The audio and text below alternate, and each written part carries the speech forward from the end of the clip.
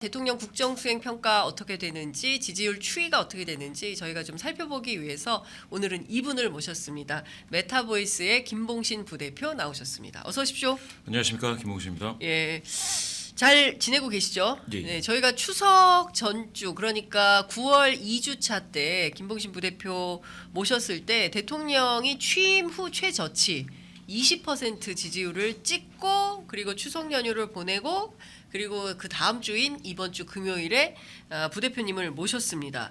그런데 지금 오전 9시 38분 지나고 있기 때문에 10시 여론조사가 나오기 전까지는 살짝 시간이 있어서 여론조사 전문가시니까 제가 좀 이것 좀 우선 여쭤보려고 해요. 예. 최근에 이제 뉴스토마토 보도를 통해서 일파만파 커지고 있는 파문이 바로 이제 명태균 게이트라는 것인데요. 그 안에서 오늘 뉴스토마토가 P&R 리서치라는 회사의 대표 인터뷰를 했습니다. 그 내용을 좀 살펴보면 좀 기가 막힌 내용들이 많이 있는데요. 여론 조작은 아니지만 이게 하우스 이펙트가 극렬했다는 걸 볼 때 누군가 작업한 것은 아닌가라는 의심이 든다라는 내용이 나왔습니다. 이 서명원 대표 단독 인터뷰가 나왔는데 P&R 리서치 어떤 회사인지 알고 계시죠? P&R 그렇죠, 이제 피플인데 서명원 대표 도 저는 이제 많이 봐왔습니다. 네, 피플 네트워크 리서치, 예, 예. P&R 리서치인데 이 회사는 본인들은 그렇게 굉장히 좀 주로 지방지들하고 같이 일을 하기 때문에 뭐 이렇게 센 회사가 아니다. 그래서 하우스 이펙트가 있을 만큼 뭐 그런 회사가 아니다라고 본인은 인터뷰에서 주장을 좀 하고 있는데 업계에서는 좀 어떤 회사로 평가가 나 있습니까? 그 P&R의 이제 서명원 대표 이분이 여론조사를 전문으로 했다기보다 이 인터뷰 내용에서도 보면은 그 P&R의 회선을 쓰고 있는 업체가 이제 되게 많다. 3, 40개 된다 이렇게 나오는데 네. 맞습니다. 그러니까 회선을 공급하는 업체였죠. 회선을 공급한다라는 게 어떤 의미인가요? 그러니까 가령 전화 여론조사를 하는 업체들은 전화 부스가 이제 네. 가령 50개가 있다. 그럼 예, 예. 50개의 회선을 다 물려야 되잖아요. 네, 전화 회선을. 네, 전화 회선을 다 물려야 되는데 예. 그게 이제 과거처럼 그 PSTN이라고 그 예. 국선 우리 쓰는 거 그게 예, 예, 아니고 예. 인터넷 전화로 물려도 그게 이제 하나의 회선입니다. 그런데 그렇게 회선을 가지고 있다가 갑자기 어느 예. 날 갑자기 예. 내가 500개를 신설하고 싶다 이렇게 되면 어. 그게 이렇게 쉽지가 않아요. 않아요. 예. 예, 조사할 때. 예, 그게 어느 날 갑자기 이제 하루 아침에 되는 거는 아닌데 이 P&R은 그런 업체들에게 네. 회선을 가지고 있다가 이렇게 분배해서 빌려주는 거죠. 그러니까 그래서 이를테면 대여하는 뭐 거죠. 예, 뭐 근데 무슨 리서치 회사에서 예, 내가 이번에 무슨 조사를 해야 되는데 회선이 필요해라고 할 때 P&R이 갖고 있는 회선을 받아서 임대해주는 동시 임대를 받아서 예, 예. 동시에 조사를 돌려보는 거네요. 그렇죠. 이런 회사들이 여러 개 있습니다. 여러 개 있고 그 이 회사들은 그러니까 일종의 그러니까 예전에는 그거를 통신사라고 하죠. 네, 네. 통신사가 우리가 이제 알고 있는 3대 큰 통신사만 있는 것은 아니고요. 네. 예, 이 독립적으로 이제 그 통신사로부터 또 이렇게 회선을 네. 뭐 만 회선, 뭐 2만 회선 이렇게 가지고 있는 보유하고 있는 회사들이 있습니다. 아하. 거기에 이제 서명원 대표도 이제 한 회사이고 예. 그리고 이제 그런 일을 하다 보면 ARS 서버를 공급하거나 임대해주거나 뭐 이런 일을 하게 됩니다. 네네. ARS 서버를 여러 그 개발업체라든지 이렇게 회선업체에게 뭐 돈을 줄 테니까 달라 해서 이렇게 사는 경우도 있고요, 임대를 하는 경우도 있고요. 그래서 서명원 대표는 그쪽으로 더 유명했죠, P&R은. 네, 그러면 이분이 어떤 그 문항 설계를 하거나 예, 예. 뭐 조사 개요를 가지고 분석을 하거나 이런 어떤 그 우리 김봉신 부대표처럼 조사 전문가라기보다는 어떤 회선을 보유한 업체의 사장님 예. 요렇게 보는 게 맞다. 그러니까 저도 놀랐어요. 이번에 이렇게 예, 많이 하시는지 인터뷰. 몰랐는데 그러니까 원래는 방금 말씀하신 것처럼 예, 예. 그런 하드웨어를 이렇게 임대해주거나 아니면 공급하거나 그런 업체. 그런 업체였죠. 예. 그래서 제가 알기로는 서명원 대표가 어디 가서 이렇게 지금 이 인터뷰를 뉴스토마토에서 했는데 예. 이렇게 인터뷰 잘 안 하시는 분이에요. 이렇게. 그래요? 그런 분 아니에요? 만나서 이렇게 정치 분석을 하거나 이런 것도 아니고 그렇게 하시니까 여론조사 ARS야 뭐 간단하게 할 수야 있겠지만 네. 그런데 그러니까 조사를 요새는 분석하고 문항 설계하고 이거는 그러면 서명원 대표 몫이 아니었다고 봐야 되겠네요. 그럼 이거는 명태균 씨가 문항 설계를 하거나 그걸 가지고 분석하거나 이런 건 딴 그랬을 수 사람이 있죠. 했을 예, 수 그렇죠. 있다. 그런데 이제 뭐가 있냐면 예. 그렇게 여론조사를 하려면 네. 알아야 되는 게 있습니다. 어. 그 뭘 잘못하면 여심이가 당신들 잘못했다라고 지적을 하면 과태료가 나오든지 네네. 아니면 여심이 입장에서 이거를 검찰에 넘길 수가 있습니다. 검찰에 넘겨버리면 이게 네. 선거법 위반으로 들어가니까 예. 뭘 하면 안 된다라는 건 알고 하는 거는 맞을 거예요. 그러니까 이제 예. 연령별로 투표율 가중치 같은 거 부여했냐라고 기자가 물어보니까 전혀 안 합니다. 그건 불법입니다. 이제 이런 얘기를 하는데 불법은 제가- 아니고요. 공표할 때 하면 불법이고 네. 공표를 하지 않는 정당에 공급하거나 네. 정당에서는 아주 여러 가지로 가중치를 줄 수가 있습니다. 그거는 뭐 상관없어요. 괜찮았어요. 그러니까 공표는- 공표하는 거는 불법인데 공표하지 않는 여론조사에서 어떤 얼마든지 특정 할수 있죠. 계층, 뭐 지역이나 성별이나 연령이나 뭐 직업군별이나 이런 걸로 예, 예. 가중치를 두는 것은 불법은 아니다. 아 근데 이분은 그렇죠. 그거를 전혀 안 합니다. 불법입니다. 이렇게 그러니까 얘기를 하고 이제 있고 안 하겠다고 하는 또 거죠. 하나 여쭤보고 싶은 것은 본인이 이제 이런 거예요. 그 저 설문을 주면 자기가 그걸 가지고 봤을 때 이건 아니야 이렇게 보이는 대목들이 있었다는 거예요. 그렇죠. 그래서 이거 내가 이런 조사하면 안 된다, 못하겠다라고 하면 명태균 씨가 전화를 해가지고 이거 왜 안 되냐, 딴 데는 다 하는데 그러면 저는 못합니다. 다른 데서는 해도 저는 못하고 그럴 거면 중앙선관위하고 직접 통화를 한번 해보세요. 예, 예. 뭐 이런 얘기를 했다는 거예요. 예. 그래서 실제로 PNR에서 명태균 씨 관련한 미래한국연구소 관련 조사를 하면서 중앙선관위 조사도 많이 받았다. 라는 그러니까 조사 위반 같은 걸로 조사를 받았다는 거고, 그러니까 누가 고발을 하면 무조건 조사를 하게 돼 있기 때문에 본인이 이제 중앙선관위도 상당히 답답했을 거다. 이제 이런 얘기를 합니다. 자기도 답답하고 튀는 조사가 많이 나와서 불안했다는 거예요. 그러니까 무슨 얘기냐면 지난 대선 과정에서 PNR 리서치가 조사를 하면 거기에서 윤석열 후보에게 유리한 조사 결과가 나오고 이 유리한 조사 결과가 나오면 본인도 놀랄 정도로 자기네는 작은 회사인데 큰 회사가 아닌데 이게 나오면 무슨 거의 큰 신문사들이 방송 뉴스 화면 뭐 이런 데 막 자막으로 나오고 이래서 자기도 놀랐다는 거거든요. 이 대표 스스로가. 그래서 유독 저희만 윤 대통령이 높게 나왔어요. 그래서 이 자체가 굉장히 불안했다는 거고, 그런데 보수 매체들이 이거를 계속 다뤘다. 그러니까 일종의 조사가 나오면 저희도 이제 오늘 갤럽 조사를 많이 보도를 하는데 네. 그런 것처럼 여론조사 결과가 나오면 미디어들이 다 받아 쓰잖아요. 그러니까 그런 측면에서 볼 때 당시 대선 과정에서 이 PNR 조사에 대한 뭔가 조사 업계에서의 뭐 이러저런 얘기들이 좀 있었던 게 사실입니까? 조사 업계에서는 PNR과 관련해서 그렇게 얘기를 잘 안 했습니다. 서로 바쁘기도 하고 네. 사실 PNR이 방금 뭐 서명원 대표 잘 이야기를 한 것 같은데 네. 그 되게 이제 중심적인 업체다라고 하지는 않았었어요. 아, 그러니까 뭐 갤럽이다 아니면 뭐 한국리서치다. 갤럽하고 한국이 이제 제일 큰 뭐 양대 산맥이니까 그런 식으로 이렇게 와 갤럽에서 이렇게 나왔대 뭐 이렇게는 하지 않았었습니다. 다만 이제 이 작은 업체라 하더라도 작은 업체가 어떤 그 좀 어느 후보에게 강한 그런 어떤 결과 나왔다. 그러면은 그걸 가지고 커뮤니티 같은 데는 많이 뿌리겠죠. 커뮤니티 같은 데서 그렇게 해서 뭐라고 해야 되나 이게 그러니까 탁탁 뭐 이렇게 높게 해줘 그렇게 높게 해주니까 커뮤니티에 갖다 뿌려 그래서 뭐 지지자들이 힘을 받아 뭐 이런 꼭 그렇게 갔을 거라고는 생각 안 하지만 커뮤니티 뿌리는 분들은 어느 업체 결과든지 간에 자기가 좋아할 만한 것들이 나오면은 그냥 다 갖다 뿌리는 거예요. 근데 그게 반복적으로 됐기 때문에 네. 이게 하우스 이펙트로 굳어졌다라고도 만약에 이야기한다면 그거는 이제 논리적으로는 말이 될 수가 있는데요. 예. 저기서 서명환 대표가 뭐 어떤 저항을 했다고 하지 않습니까? 그러니까요. 그 문항에 대해서 난 못하겠다라고 하는 그렇게 것들은 못하겠다. 그거는 그러니까 뭐냐면은 그 누가 홍길동 뭐 임꺽정 유관순 누가 보더라도 이거는 이런 문항은 안 된다라는 게 있을 수가 있어요. 가령 정보를 비대칭적으로 한쪽으로만 확 준다던가 아니면은 어느 쓰면은 좀 곤란한 단어 같은 걸 준다든가 예전에 그러니까 추미애 전 장관 시절에 아들이 뭡니까 그 병역 몸이 문제. 아파가지고 몸이 아파서 휴가를 받았는데 네. 그 휴가가 특혜냐 뭐 어쩌고 뭐 예, 이런 예, 얘기가 예, 있었잖아요. 예. 언론에서는 그걸 특혜라고 막 주장을 하더라도 조사에서는 그걸 특혜라는 단어로 쓰면 좀 애매해요.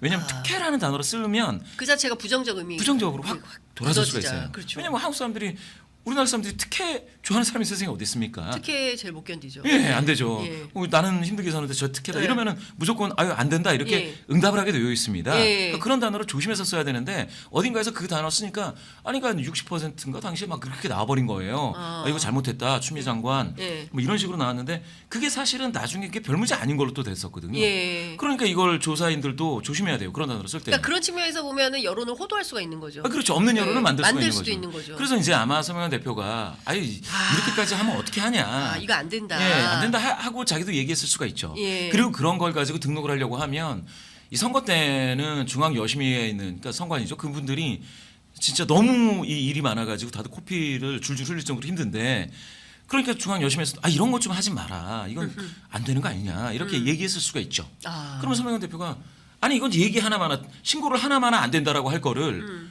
아니 이걸 왜 주느냐라고 이야기를 한단 말입니다. 저는 제가 봤을 땐 그럴 확률이 되게 높아요. 왜냐하면 조금 더 깊게 가면 문항을 아주 깊게 가면요. 네. 이게 순서 효과도 있고요. 예. 그렇죠. 예, 잘 모르시는 분들은 좀 모르실 수 있는데 순서 효과가 그 선택지 순서 효과에서부터 그게 초도 효과, 말미 효과, 그다음에 문항의 순서 효과, 그다음에 뭐 지표 문항을 어디다 두느냐 이런 것들이 다 아주 복잡하게 들어갑니다. 그렇죠. 이게 전문가들이 예. 예. 그런데 이제 그런 것까지는 모르겠어요. 지금 그런 것까지는 요새는 여심이가 그런 것까지 좀 보기는 해요. 순서 효과까지는. 예. 그런데 예전에는 안 보는 경우도 있었습니다. 예. 그러다 보니까 제가 생각했을 때는 이 서명환 대표가 이거는 아유 하기 어렵다라고 하는 거는 문구였을 확률이 좀 있고요. 아, 문항 내용. 문구. 예, 문구. 예, 예. 예. 뭐 문구 이런 문구가 조금 뭐랄까 잘못 이해할 수 있는 문구로 설문 문항이 다 배치가 되면 제가 이렇게 됐다라는 것은 아닙니다. 네네네. 일반론을 이야기를 예, 하는 예, 겁니다. 예. 그렇게 되면 뭐가 되냐면 그러면 이 기관은 이런가 보다라는 인식이 쌓이지 않습니까? 이게 이제 하우스 이펙트가 되는 겁니다.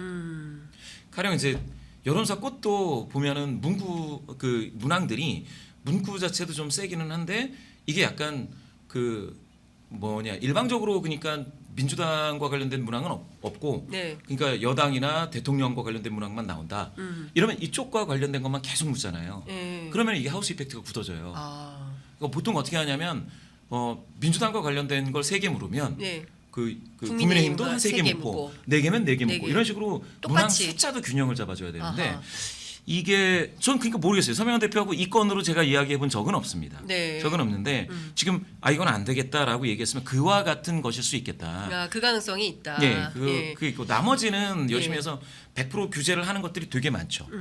되게 많죠. 이제 웨이팅을 네. 주는 방식이라든지 예. 이 가중치, 그러니까 웨이팅과 가중치 부여를 하기 위한 그 할당표를 만든다든지 이런 것들은 열심히가 체크를 합니다. 네. 체크를 하기 때문에 그런 것들은 그냥 명명백백해요. 실수했다 그러면 니네는 실수했다. 이거 잘못됐다. 네. 공표하지 마라. 아하. 라고 하고 예. 막 의도적으로 했으면 이거는 과태료가 나가고 예. 과태료를 몇 번 맞았는데도 문제가 된다. 예. 그러면 검찰 고발이 들어가고 검찰 고발. 예. 예. 그렇게 되기 그러면 때문에 이건- 회사 문 닫을 수도 있는 거 아닙니까? 그렇게 되면. 그렇죠. 그러니까 예. 서명환 대표가 예. 의도적으로 이걸 했을 가능성은 되게 낮다. 아하. 왜? 근데 서명환 대표가 이거 조사하고 돈도 못 받았다는 거예요. 예? 그러면 뭐 피해를 받은 거죠. 그렇죠. 이분도. 예. 그래서 돈 받으러 갔는데 이미 좀 그런 사람들이 있더라. 그러니까 이 명태균 씨와 관련된 문제들이 이게 진짜 제가 보기엔 파장이 굉장히 커질 것 같습니다. 그러니까 그 김웅 의원의 예측대로 정치권 내부에 상당히 큰 파장이 있을 것 같고 저희가 이 문제는 저희도 계속 추적 취재를 하면서 관련 내용을 여러분들께 보도해드리도록 하겠습니다. 윤석열 대통령이 연일 최저치를 찍고 있습니다. 갤럽 여론조사 그리고 그 주에 그 추석 연휴 기간 첫날인 월요일날 조사됐던 리얼미터 조사도 그렇고요. 어제 발표된 어제 MBS 네, 어제 정치권 MBS 조사입니다. MBS 2주 만에 하는 거 네. MBS 조사도 마찬가지고 긍정이 25%로 취임 후 최저치가 그러니까 거의 모든 조사 기관에서 하는 조사가 윤석열 대통령의 취임 후 최저치를 기록을 하고 있는 상황인데요. 부정 평가도 70%에 육박합니다. 이 흐름을 어떻게 분석을 해봐야 될까요? 그렇죠. 지금 말씀 읽어드려야 되죠. 네, 이거는 전국지표 조사 MBS라고 하고요. 9월 23일부터 25일 3일간 조사를 진행했습니다. 국내 통신 3사가 제공하는 휴대전화 가상번호를 이용한 전화 면접 조사이고요.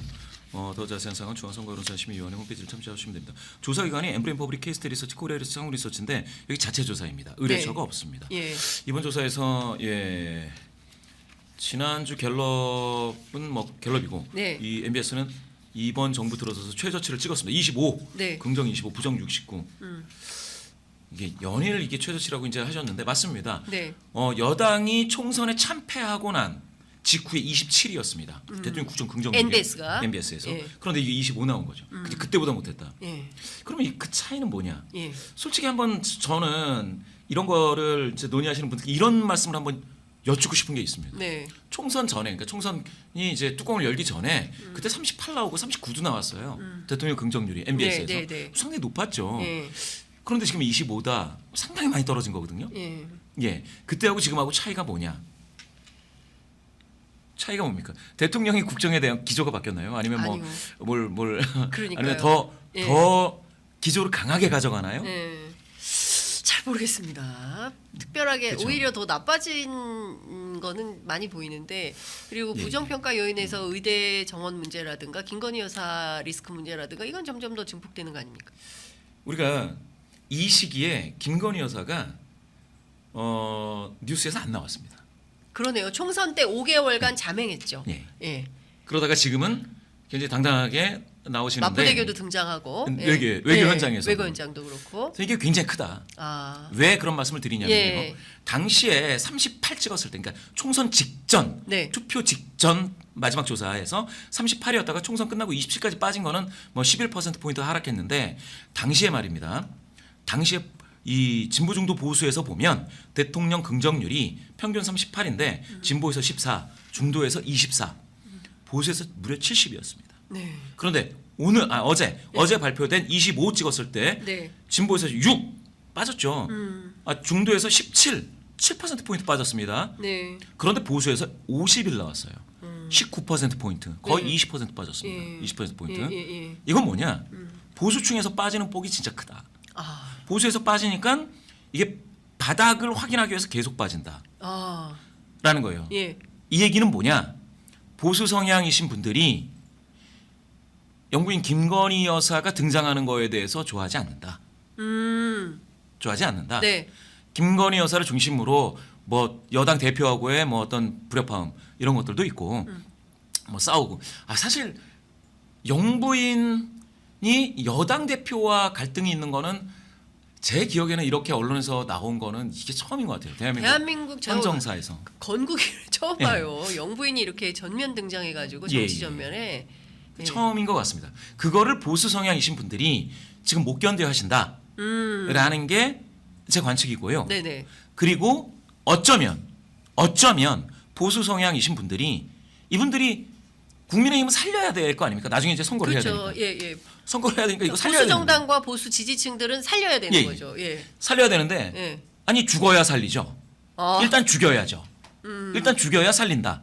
그러니까 한번 바닥을 보게 하겠다. 아, 어디까지 꺼지는지. 예. 한번 바닥을 쳐서 밑바닥을 보게 해서 정신 차리게 하겠다라고 보수 성향이신 분들이 그런 생각을 하실 수도 있겠다.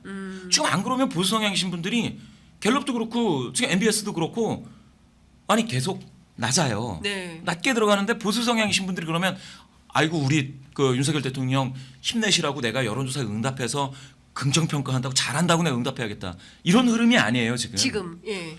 지금 아닙니다. 이 지금은 얘기는 혼내줘야겠다. 그렇죠. 정신 차리게 해줘야겠다. 아니, 이 메시지가 훨씬 강하다. 그렇죠. 총선 참패에서도 예. 이거 똑같네. 예. 안 바뀌네. 안 바뀌네. 예. 아직 바닥을 못 보셨네. 아하. 그러면 보게 해주겠다. 예. 이거 아닌가? 아. 이게 아니면 이런 수치가 지금 나오기가 어려워요. 그러니까 보수가 윤석열 대통령에게 바닥을 보여주기로 결심했다. 그렇지 않으면 이 숫자가 예. 아니 연일 최저치 하고 있는데 그러고 있다라는 겁니다. 예. 그 중에 핵심은 제가 봤을 때 김건희 여사에 대한 비호감 이 정서가 가득하다. 김건희 여사 비호감 정사가 보수 가능하다. 성향이신 분들 중에. 근데 실제로 저희들도 이제 국민의힘 주변 취재를 해보면 오히려 물어보세요. 도대체 뉴스토마토나 서울의 소리가 어느 정도의 그 볼륨으로 뭘 가지고 있는 거냐, 아무것도 없는데 저러는 거냐, 아니면 센 게 뭐가 있는 거냐, 좀 오히려 기자들을 좀 탐문하고 다니는 거예요. 무슨 정도의 수준인 건지. 그리고 이 동네에 가보면 빤하잖아요. 그러니까 김건희 여사 문제에 대해서 더 이상 쉴드 칠 재간이 없다, 불가능하다. 그래서 지난번에 그 국회 본회의에서 필리버스터도 못한 거 아니냐 이런 얘기들이 나오고 있습니다. 예. 맞습니다. 그래서 제가 봤을 땐 이 흐름이 정말로 바닥을 한번 다들 보고 그리고 무슨 모르겠습니다. 여당의 뭐 비대위 체제로 다시 전환된다든가 아니면 뭐가 어떻게 된다든가 아니면 정부에서 뭐 내각과 관련된 어떤 조치가 있다든가 아니면은 뭐 영부인과 관련된 그러니까 김건희 여사와 관련된 어떤 조치가 있다든가 뭐 이게 있어서 와 이거 진짜 바뀌었다라고 중도 성향자이신 분들도 그런 분들도 체감을 할 때 그때에 이 흐름이 멈출 거냐 안 그러고서는 이해할 수 없는 수치들이 등장하고 있는 것은 맞다. 네. 예. 그렇게 보는데 정당은 횡보했습니다. 1% 포인트니까. 네. 예, 사실은 이거 국정도 지금 지금 보시면은 국정도 2% 포인트 하락이니까 전 조사 대비 아주 심하게 빠진 건 아니지만 수치 자체가 이제 이번 정부 들어 최저치라는 거잖아요. 그런데 국민의힘 정당 지도는 지난 조사에 27에서 아마 이게 최저치였었는데 최저치를 확인하고 1% 포인트 회복해서 28 된 거거든요. 네. 예, 이 경우는 이제 몇 가지가 있는데요. 지금 정당 지도 문항이 너무 뒤에요. MBS가. 왜냐하면 대통령 국정운영 평가를 묻죠. 그다음에 국정운영 방향성을 묻죠. 그다음에 국정 과제 평가를 4개를 묻습니다. 그죠? 네. 4개를 묻고 그다음에 정당 지도가 나와요. 마지막에. 예, 이렇게 되면 앞에 6개 문항을 통해서 이번 정부에 대해서 어떤 심판 심리가 해소가 됩니다. 그러면 정당 지도를 물을 때는 조금 차분해진 상태에서 묻게 되면 네. 아니 그러면 국민의힘도 별로고 뭐 더불어민주당도 아이 뭐 썩 별로고 그냥 그렇고 뭐 개혁신당도 그렇고 조국혁신당도 그렇고 이렇게 되면은 네. 다들 그냥 그 수준에서 나옵니다. 그렇게 돼서 27에서 28이 된 건지 지지하는 정당 없음이 27%예요. 예, 무당층이 지금 예. 27이면 상당한 규모죠. 예. 그런 건지 예. 아니면은 이런 거는 있을 수가 있습니다. 보수이신 분들이 대통령 쪽에 대해서 더 강한 무거운 회초리를 들고 있을 수도 있어요. 보수가. 예. 예. 그리고 여당에 대해서는 한번 27로 밑바닥을 봤는데 더 빠지면 이게 크로스되지 않습니까? 네. 민주당이 이제 크로스돼서 올라오는데 MBS 조사에서 그렇게 되는 것도 이것도 만약에 그렇게 되면 이거 굉장히 놀라운 일이 되는 거죠. 네. 그런데 보수 성향이신 분들이 그렇게까지는 평가를 좀 안 하실 수도 있죠. 더 빠지는 거는 좀 덜한 네. 게 될 수가 있습니다. 그래서 그렇군요. 제가 봤을 때는 정당은 지금 1% 포인트 국민의힘이 오차범위 내에서 아주 극히 미세하게 회복했지만 더불어민주당하고 완전히 지금 같이 가고 있는 네. 횡보 국면이다 이렇게 보시면 될 것 같습니다. 지금 원래 오전 10시면 갤럽에서 여론조사 결과가 발표가 돼야 되는데 예. 아직은 나오지 않은 것 같습니다. 뭐 나오는 대로 저희가 제작진에서 알려주시면 저희가 보도를 하겠는데요. 아직 갤럽 홈페이지에는 지금 10시인데 올라오지 않고 있습니다. 뭐 조만간 올라올 거라고 생각을 하는데 이것 좀 여쭤볼게요. 예. 이게 과거에는 말이죠. 그래도 대통령 지지율은 떨어져도 국민의힘 지지율은 계속 받쳐주는 효과가 있었는데 최근에 보면 트리플 악재라고 해서 대통령, 한동훈 대표 그리고 국민의힘 모두 하락하는 이런 양상을 보이고 있다는 거죠. 그러면 이 자체에 대해서 상당히 위기감을 느끼고 대응 태세가 좀 필요한 건데 한동훈 대표가 대통령을 향해서 독대 요청을 해도 안 돼, 재독대 요청을 해도 받아들여지는 분위기가 아니야. 거기다 당내에서는 친윤 친한 갈등이 있어. 그러니까 지금 용산에서 고기 먹고 당신들 박수 칠 때냐라는 보수 언론의 비판과 탄식이 쏟아지는 거고. 그렇죠. 예, 그리고 지금 갤럽 나왔네요. 23입니다. 23이 나왔어요. 예, 23. 올랐네요. 예, 올랐습니다. 그렇구나. 자, 보겠습니다. 갤럽 조사 지켜보겠습니다. 자, 하나하나씩 풀어보도록 하죠. 어쨌든 뭐 지난 조사 9월 둘째 주 조사에서 20%였고 4주차 조사에서는 3%포인트 상승해서 23. 부정평가가 70에서 68%로 2%포인트 하락했습니다. 특별하게 어떤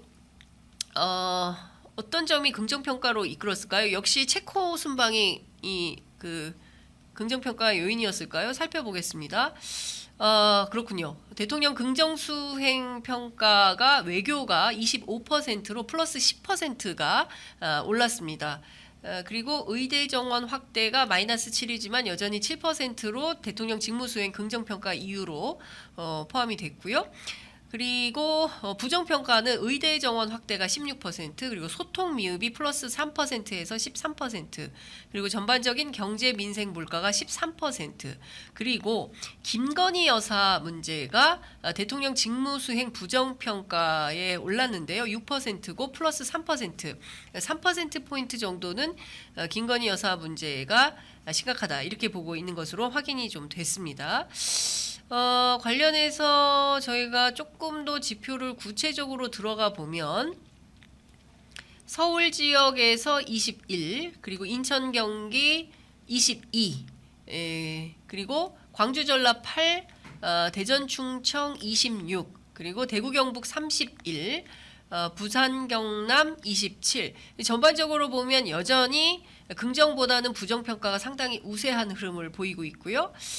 연령대별로도 대체로 20대, 30대, 40대는 10%대를 보이고 그리고 70대 이상에서 긍정평가가 상당히 올랐네요. 53%, 부정평가 33 이렇게 엇갈렸습니다. 전반적으로 어떻게 보십니까? 예. 지금 보시면은 지역별로 봤을 때요. 대구 경북이 지난 뭐 추석 연휴 전에 대구 경북이 35대 57로 잘하고 있다가 35로 아주 안 좋은 상황이었죠. 네. 근데 이번 조사에서 31입니다. 대구 경북은 더 벌어졌어요. 네, 그러네요. 31대 60입니다. 그렇습니다. 예. 그런데 대전, 세종, 충청에서 19였다가 26, 예. 7% 포인트. 그리고 부산, 울산, 경남이 22였다가 27 이렇게 됐죠. 네. 이걸 연령별로 보시면 방금 말씀 주셨는데요. 70세 이상이 37%였다가 이번에 확 뛰었죠. 53으로. 53으로 확 뛰었습니다. 네. 60대에서는 32였다가 28로 오히려 하락합니다. 예. 미세한 이 5.2 이내입니다. 네네. 굉장히 미세하게 하락을 했습니다. 그러니까 전반적으로 보면 지금 보시면은 제가 봤을 땐 70세 이상에서 많이 뛴 거, 그리고 부산, 울산, 경남에서 뭐 지표가 살짝 좋아진 거, 네. 잘하고 있다라는 게 좋아졌다라는 거죠. 네.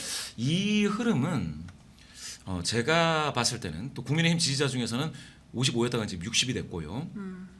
보수가 38에서 41이 전반적으로 이제 보수 성향이신 분들이 네. 조금 뭐라고 해야 될까요? 조금, 살려야 한다. 조금 더, 좀 지지층을 표시를 해야 되겠다. 했는데 그때에 대구 경북에서는 하락했는데 부산, 울산, 경남에서는 조금 더 좋아졌다. 네. 그러니까 어떻게 봐야 됩니까? 뭘 의미할까? 그러니까 강고한, 그러니까 고관여 지지자 중에서는 아직도 네. 보수에서는 지금 분위기가 좋지 않은데 사실은 외교라든지 이렇게 좀 화려하게 등장할 수 있는 그런 무대에서의 대통령의 지금 뭐 TV에서는 잘 많이 나왔잖아요. 네네네. TV에서 전파를 장악하고 있는 시간대가 증가함에 따라서 그 노출량 증가로 인한 어떤 그런 효과다. 지금 외교 때문에 대통령을 긍정한다라는 게 지난 조사 대비 이제 10% 포인트 더 많아져서 네. 25입니다. 그러면 이제 상당히 증가를 한 거죠.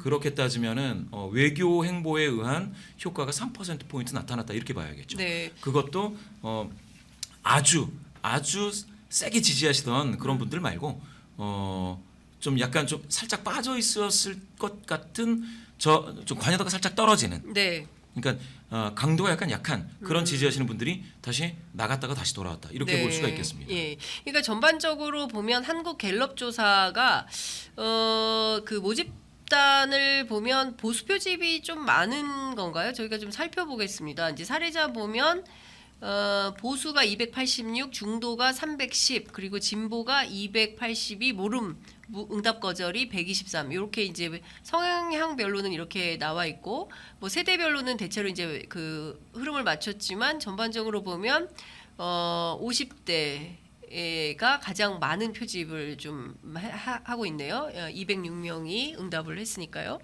큰 틀에서 보면 70대 그리고 PK 그리고 지역별로는 그 부울경 예. 그리고 이제 대전 충청에서 좀 오른 거고 대구 경북에서는 상당히 더블 스코어로 긍부정이 갈리고 있고 요거는 좀 주목해서 봐야 되는 포인트다 이렇게 볼 수 있을 것 같은데 전반적으로 이런 추세라고 한다면 아마도 추석 연휴가 끝난 다음에는 10%대로 추락할 가능성이 더 농후하다라는 분석가들의 이제 그 전망이 우세했는데 실제로 그렇지 않았다는 것은 첫 번째로는 그 의료 대란이 뭐 응급실 뺑뺑이라든가 이런 게 그래도 선방했다라는 대통령실 또 조규용 보건복지부 장관의 분석대로 뭐 그런 면이 실제로는 좀 있다 이렇게 봐야 되는 걸까요?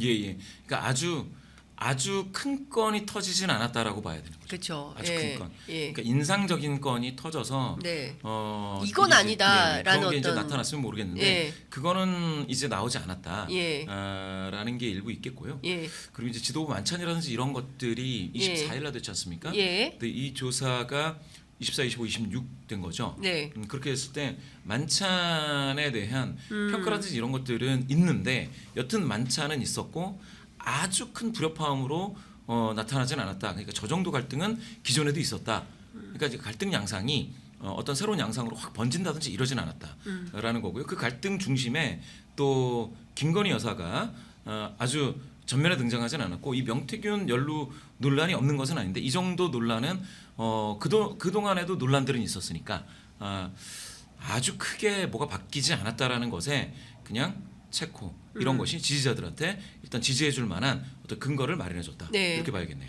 그러니까 이제 두 가지 요인이 되겠네요. 하나는 그 의료 대란이 생각보다 그렇게 언론 지상에 뭐 많이 나오진 않았다. 왜냐하면 이제 소방관들 뭐 입단속을 굉장히 많이 하지 않았습니까? 언론 지면에 예. 많이 보도되지 않도록 한 측면 이것도 좀 있다고 봐야 될 것 같고요.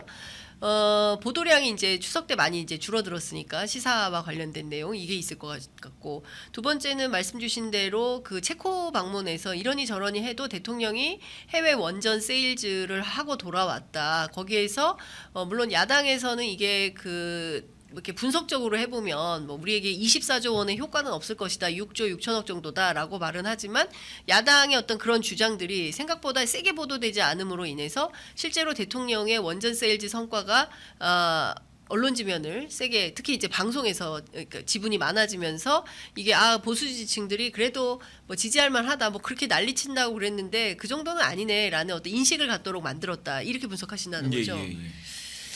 알겠습니다. 자, 그러면 이어서 뭐 정당 평가를 좀 볼까요? 정당도 이제 동반 상승이 됐는데요. 3% 포인트 올랐습니다. 28에 31.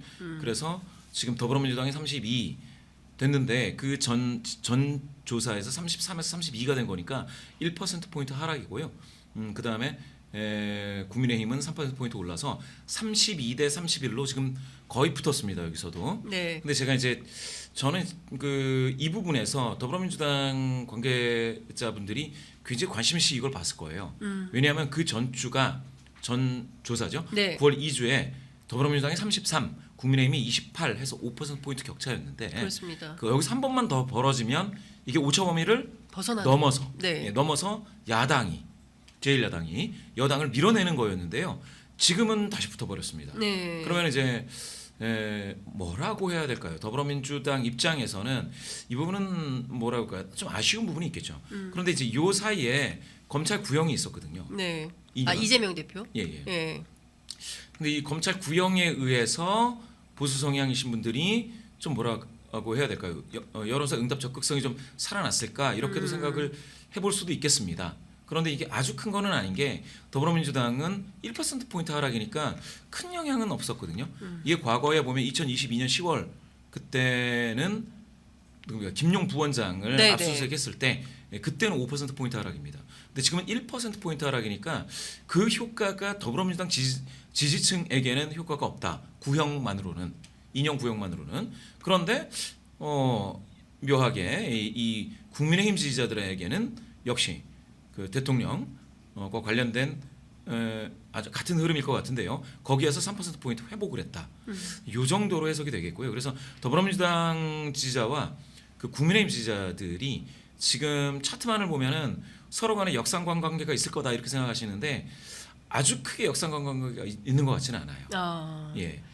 자, 그렇군요. 근데 지역별로 좀 살펴볼까요? 이제 지금 어찌됐든 10월 16일 재보궐 선거를 앞두고 정당 지지도에 대해서 더불어민주당 그리고 국민의힘 더불어민주당 간에 상당한 경쟁이 좀 될 걸로 보이는데 지금 전부 지표상으로 보면 수도권에서는 민주당이 앞서는 걸로 조사 소폭 아주 그냥 근소한 차이긴 합니다만 앞서지만 대전부터 그러니까 광주 전라를 제외하면 국민의힘이 우세 지역입니다. 이거 어떻게 봐야 될까요? 대전 그러니까 이게 이번 조사에서 충청권이 좀 움직였어요. 네. 충청권이 예, 예. 충청권 그다음에 이제 PK 예. 이쪽에서 좀 움직였는데요. 대전, 세종, 충청이 지난 조사에서는 더불어민주당 대 국민의힘이 31대 31 그리고 조국혁신당이 8, 개혁신당이 2 이렇게 나와 있기 때문에 31대 31 상황에서 나머지 정당들이 제자리를 찾아서 이제 뭐 후보 단일화를 한다든지 뭐 이런 상황이 된다면 그러면 39대 33이 되니까 5점이 이내지만 민주 계열이 좀 강세가 되지 않을까 대전 쪽이요, 네. 충청 쪽이 그렇게 봤는데 지금은 26대 33이 됐습니다. 그렇죠. 민주당 대 국민의힘이 그렇죠. 그렇게 되면 부울경도 지금 6% 포인트 격차죠. 예, 부울경도 지금 많이 나는 것 같은데요. 예. 부울경도 격차가 좀 납니다. 21대 36이 됐고요. 네. 조국혁신당 표를 가져온다 하더라도 29대 41 개혁신당을 국민의힘이 포함한다면 포함시키면 이렇게 돼서 전국 평균에서는 두 정당이 비슷하지만 네. 32대 31로 더불어민주당 32, 국민의힘 31로 비슷하지만 곳곳의 격전지에서는 지금 충청권이라든지 아니면은 부산, 울산, 경남에서는 조금 민주 계열이 그다지 좋지 않을 수 있다.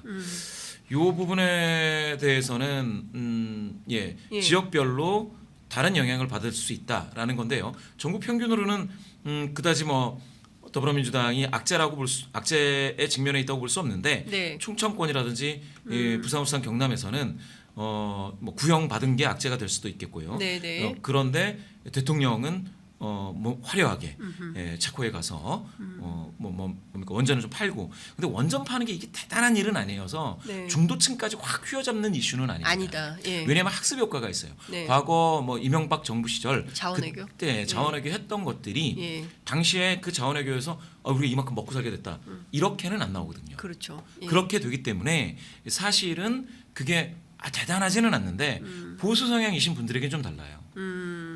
그러면은 조금 좀 집 나간 토끼들이 그럼 뭘 좀 하나 이렇게 눈에 띌 수는 있습니다. 네. 그렇지만 아직도 대구 경북 고관여 지지하셨던 대통령을 하셨던 분들에게는 지금은 아직도 별로입니다. 아마 이건 고관여 보수 성향이신 분들은 아마 한동훈과의 갈등이 먼저 눈에 들어온다. 아하. 한동훈 당대표와의 갈등이 네. 그게 먼저 눈에 들어오고 그것에 의해서 평가가 이와 저와 같이 될 것이다. 그러면 아직도 보수 성향이신 분들이 내재되어 있다. 불만이 이렇게 보셔야 될 것 같습니다. 네. 제가 보기에는 좀 이런 것 같습니다. 어쨌든 이제 갤럽 조사가 일주일에 한 번씩 나오는데 이번에 한 주 쉬었다가 나오는 것이고 그 조사에서 이제 뭐 전반적인 명태균 게이트라든가 뭐 이런 것들이 언론에 보도는 되고 있지만 조중동이 세게 쓰지 않고 있거든요. 예, 그냥 김건희 여사의 문제를 동아일보는 세게 쓰고 있지만 그나마 뭐 사설까지 쓰고 있지만 조선과 중앙이 쓰지 않고 뭐 종편이라든가 그리고 또 어쨌든 KBS가 이러니 저러니 해도 전국 방송이기 때문에 큰 영향력을 미치는데 그러니까 언론에서의 어떤 불균형 뭐 이런 것들 때문에 여전히 70대 보수 성향 분들이 대통령에게 힘을 실어주자 이런 쪽으로 여론이 좀 쏠리는 게 아닌가라는 생각이 좀 드는데 연령대별로 살펴보면 40대가 더불어민주당 지지가 44%로 가장 높은 것 같고요. 70대 이상에서는 역시 국민의힘 지지가 58%로 이제 높은 걸로 볼 때 70대 이상의 유권자 성향. 근데 재밌는 포인트는 TK네요. 그러니까 TK 지역에서 이 정도면 같이 받쳐줘야 되는데 오히려 PK가 오르고 TK는 떨어졌다. 그렇죠. 이 현상은 어떻게 분석을 해야 될지 그게 굉장히 주목되는 포인트 중에 하나다 이런 생각이 좀 듭니다. 그렇죠. 말씀드렸다시피 아직도 그러니까 고관여 보수 성향이신 분들은 마음을 그렇게 확 풀어지지 않았을 거예요. 왜냐하면 이제 한동훈 대표와의 이 정도의 갈등이 굉장히 잠복해 있을 뿐이지 이게 만약에 지금 선거 국면이면 이거 심각한 거죠. 네. 그러면 선거 국면이면 큰 선거에서 진다는 얘기가 되는 거죠. 근데 당장 부산 금정구청장 선거가 있지 않습니까? 그렇죠. 예, 그러니까 지금 오늘이 안심하고 있는 거죠 거긴.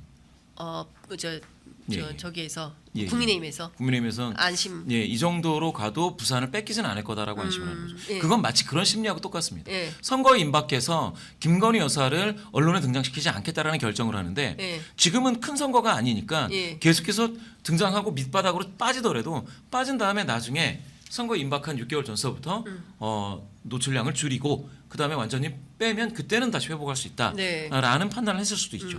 그건 이제 시기에 따라. 그렇군요. TK 지역의 임미 의원에 따르면 TK 지역의 의사들이 많이 산답니다. 병원이 많아서 사실 뭐 그런 면들도 의사들이 어떤 그렇습니다. 반감이나 이런 것도 또 포함된 거 아닌가? 그러면 서울도 해석이 되네요. 서울도 그러게, 지금 예, 국민의힘이 인기가 좀 많이 없어졌는데 예, 그런 것들도 반영된 것은 아닌가 생각을 좀 해봐야 될 것 같습니다.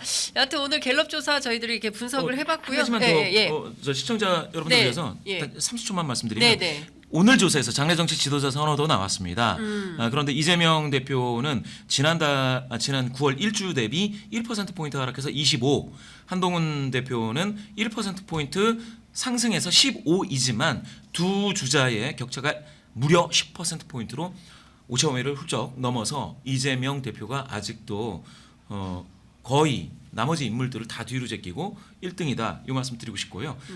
나머지 분들 중에서는 조국 대표 4, 그다음에 이준석 3, 이준석 대표요. 이준석이 대표가 아니죠. 이준석 네, 의원. 예. 그렇죠. 홍준표 지사 2, 그다음에 김문수 2, 김동연 지사 2, 그다음에 오세훈 시장 1, 원희룡 전 장관 1, 이 정도 순으로 나왔습니다. 그 지난주 조사에서 1%포인트 이재명 정도. 대표가 하락할 만한 이슈는 여전히 그 재판. 예, 재판인데 반영 안 된 것 같아요. 반영은 안 이게 됐다. 반영됐으면 이렇게 안 나오죠. 그렇군요. 그러니까 구형 2년 가지고는 예. 지금 이재명 대표를 지지하시는 분들의 마음을 별로 흔들 수 없다. 그게 지금 여기 바로 나오네요. 네, 예. 알겠습니다. 여하튼 저희가 이제 갤럽 여론조사 살펴봤고요. 저희가 또 조만간 모셔서 또 여론조사 상황이나 추이를 좀 살펴보도록 하겠습니다.